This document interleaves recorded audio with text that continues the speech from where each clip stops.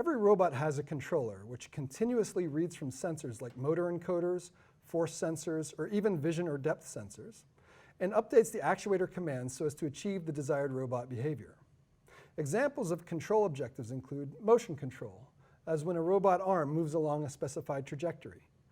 Force control, where the objective is to apply specific forces to an object or the environment. Hybrid motion force control, as when writing on a board. You control the motion in the plane of the board, but the force into the board. And impedance control, as when a robot is used to render a virtual environment.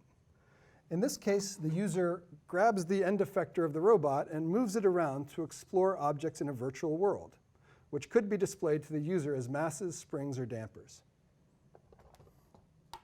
If the robot is a robot arm driven by electric motors, this is a typical electromechanical block diagram. A power supply takes AC power from the wall and delivers DC power to the motor amplifiers. The controller takes as input a desired motion from the user and sensor feedback from the robot. At a rate of perhaps 1,000 times per second, the controller evaluates a control law and requests joint torques from each motor amplifier. At each joint, the amplifier sends a current to the motor to achieve the desired torque, since the torque of an electric motor is proportional to the current. Typically, a current sensor senses the actual current, and the amplifier updates its signal to better achieve the current needed to generate the desired torque. These inner control loops can run tens of thousands of times per second.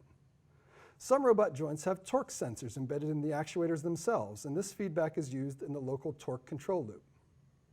Finally, the motors are coupled to each other through the dynamics of the arm, and the actual motion of the robot is measured by the encoders. The measured motion is sent to the controller. This is a block diagram of the robot control system. The controller produces low-power signals telling the amplifiers what to do. The amplifiers send high-power current through the motors, which produce the forces and torques that drive the robot. The robot's motion and forces are measured by sensors that send the measurements back to the controller. We call this closed-loop control because of the sensor feedback. It's also common to model force disturbances and sensor errors as being inserted into the control loop. In this chapter, though, we will simplify our analysis by assuming that the amplifiers and actuators work perfectly to generate the control forces requested by the controller, and that the sensors measure the robot's performance perfectly. We also ignore the fact that the controller is typically implemented at a finite frequency and instead assume that the control laws are implemented in continuous time.